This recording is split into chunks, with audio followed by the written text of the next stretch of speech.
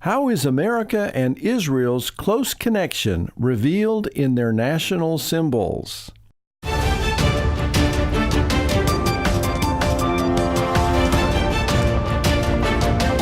Occupying Till He Comes at Southwest Prophecy Ministries.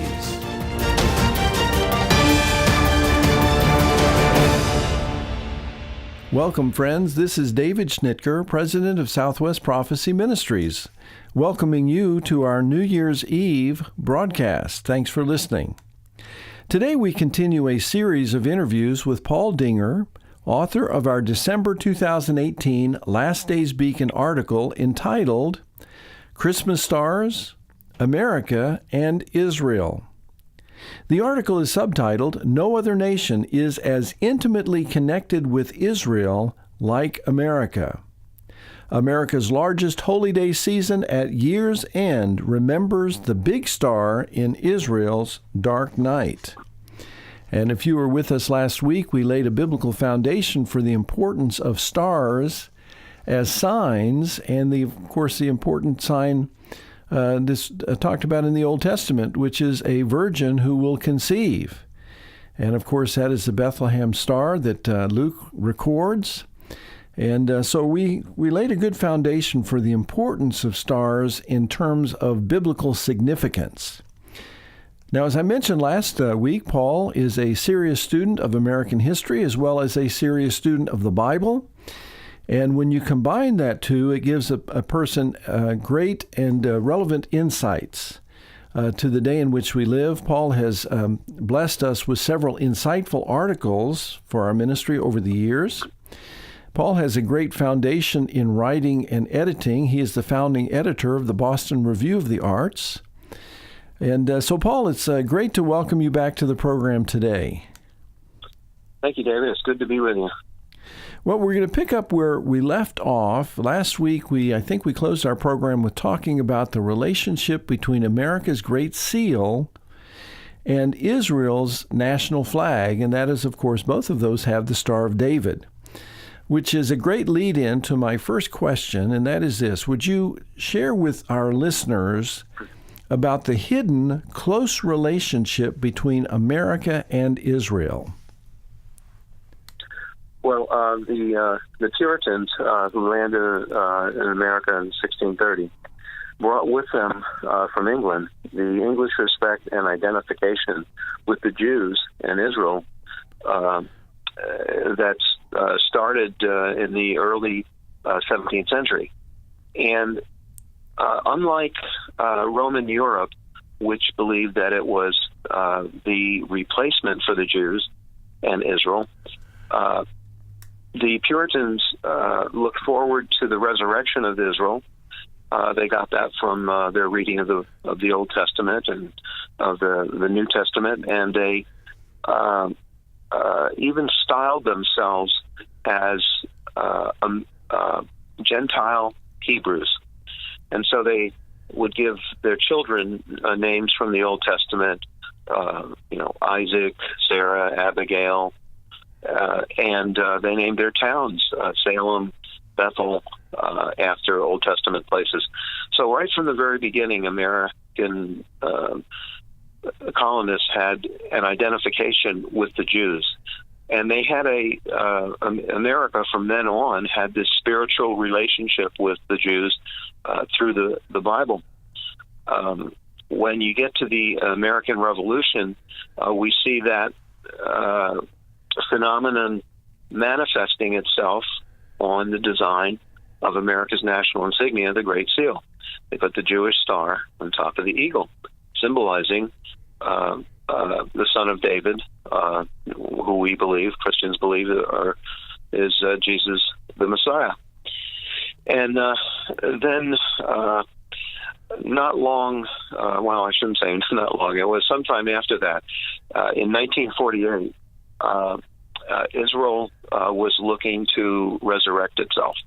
And the international bigwigs, the United Nations, the Arab countries, much of Europe, Catholic Europe, and even America's State Department did not want Israel to resurrect.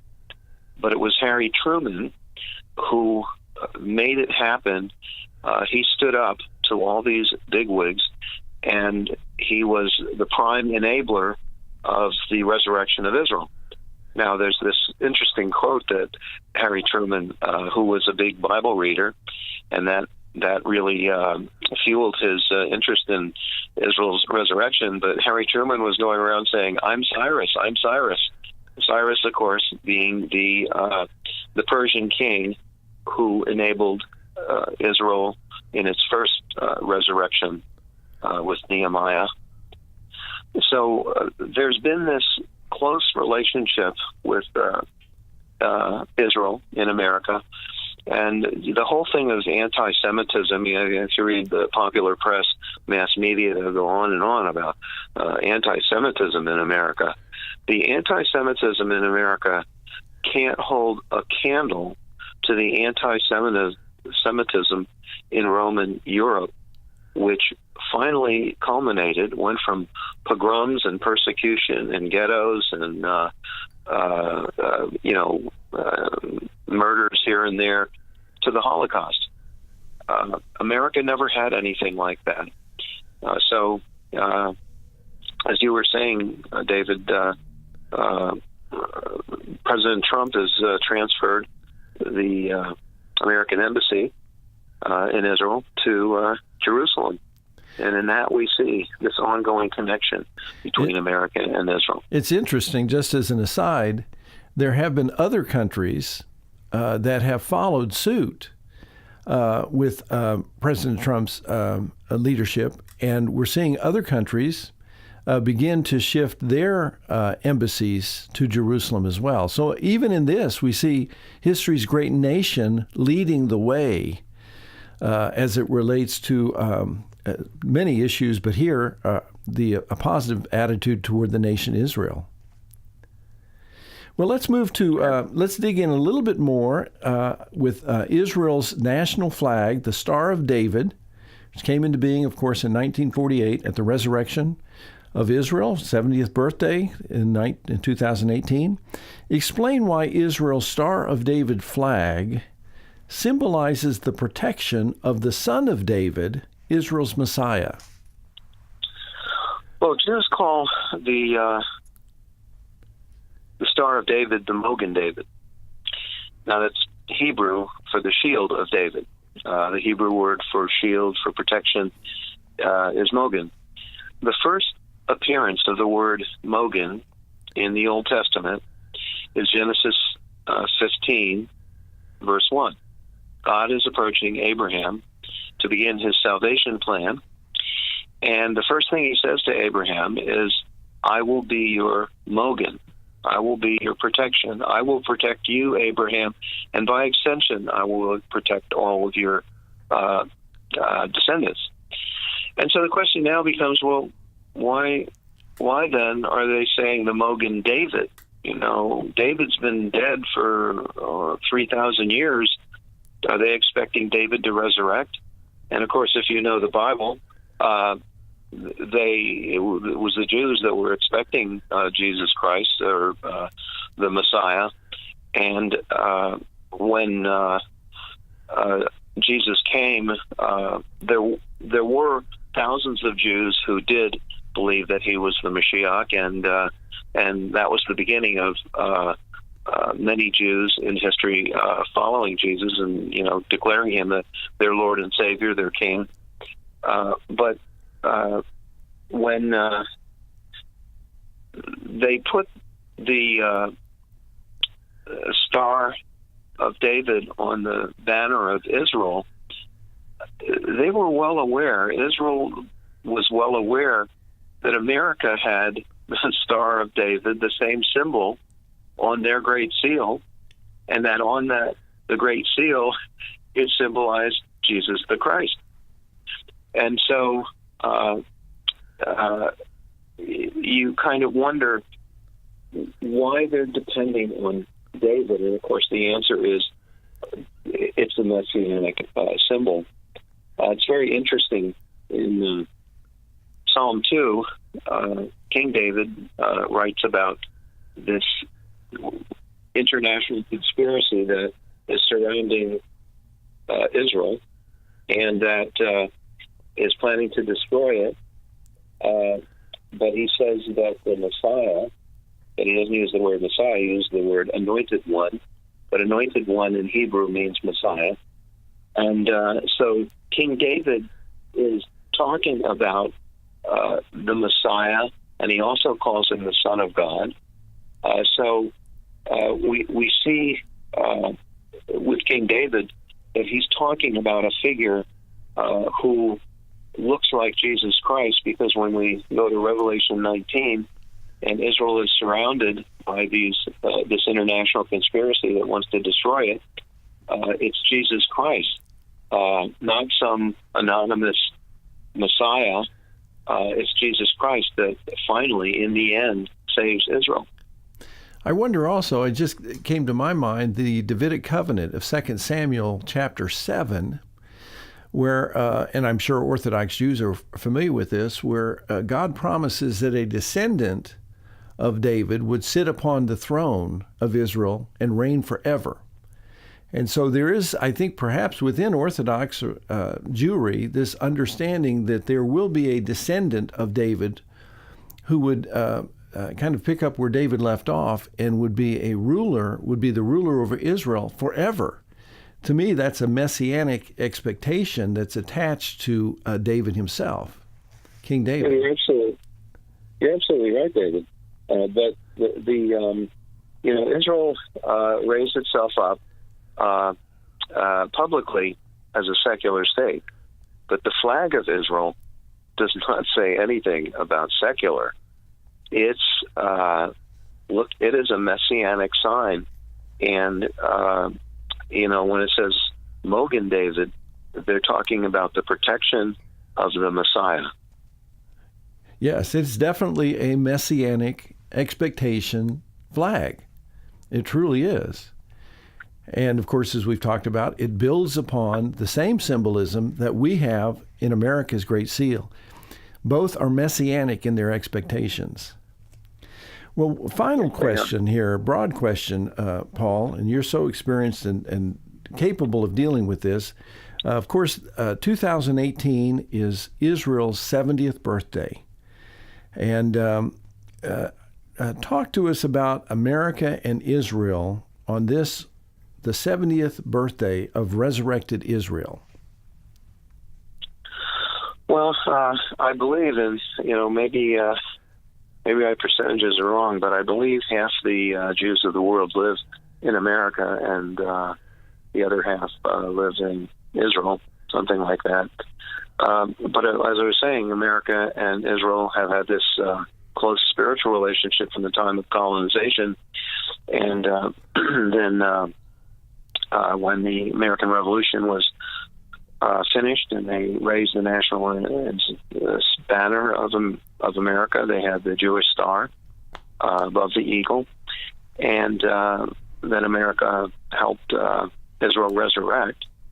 And of course, all these I believe, and I know you believe it also, David, that God's providential hand was in this. There's not just a bunch of random occurrences, but Israel and America really look like brothers. Israel being the older brother, and America being the younger brother. And we, as you and I were talking earlier, David, the chance of Israel of surviving without having its big, powerful brother watching over it these past 70 years seems to me to be fairly negligible. They would have been crushed, I think. So we see this close relationship between the two countries, and that there's this messianic sort of aura over the both countries. Now, in the Bible, 70, as you know, David, is a generation. And is the full. A man lives to be 70. That's sort of the lifespan the Bible gives people. So we have to wonder about the the 70th birthday of Israel and how long Israel has left, and how long, by the same token, America has left. Yes, I think there is a connection between that and whether 70 is the generation that Jesus talked about in the Olivet Discourse in Matthew 24. There's some speculation as to whether a generation is 70 years or perhaps 100 years. We don't know. But as we've mentioned in previous broadcasts, the refounding and the resurrection of the nation Israel basically starts the time clock of the last days and begins a sequence of events that cannot be stopped until the rapture of the church and then ultimately the tribulation and the second coming. Israel has to be reborn as a nation for any of these end time events to take place. So we're well into the last days of the church age. And again, Israel's refounding as a nation starts that time clock ticking. And we have seen through your articles how, as in preparation for that resurrection, God raised up America as that fifth empire to be the vestibule, to usher in the resurrection of Israel, which, of course, as I said, starts that time clock ticking toward the conclusion of the church age and then the ushering in of the millennium, which is the fulfillment of the Davidic covenant that the Jews are so well aware of. And as we've talked before, Jews, whether they be Messianic or Orthodox or Reformed Jews, there is a general expectation that the Messiah of Israel will be coming. And obviously that's reflected in the national symbol, the Star of David. Well, I was reading something. It's an article, I think, in World Magazine by Marvin Olesky, who's a Jewish Christian, and he talked about this survey in America of Jews. And he said that the surprising thing is that I hope I'm going to get this right, that the highest percentage, I think it was something like a third of Jews were either interested in Christianity or were Messianic Jews, had become, Jews who received their Mashiach. That is encouraging, isn't it? Well, and I think it's another sign of, that we're not just in the last days, but, maybe the last hours, maybe even the last minutes. But we have everything to look forward to, David, don't we? Amen. We really do. We really do. Well, speaking of time, I think we're out of time again for today. Paul, thanks for joining me from both last week and this week's show, and we trust that our listeners will be encouraged at this New Year's Eve podcast and look forward to what the Lord is going to do in 2019. So, Paul, thanks again for being with us. Thank you, David. Well, friends, today we are offering an excellent article to accompany today's discussion. It is our December Last Days Beacon article. It is entitled Christmas Stars, America and Israel. It is 8 pages full of very timely information. And you may order 5 copies of this article for a gift of $5 or 25 copies for a $15 contribution. Just go to our website, www.swpm.us, and click on our bookstore. Type in the title of the article, Christmas Stars, America and Israel, and this particular article will miraculously appear on your website. The website again is www.swpm.us. Please join us again next year for our next week's Last Days Beacon program, brought to you by Southwest Prophecy Ministries. Until then, this is David Schnitker. Thanks for listening.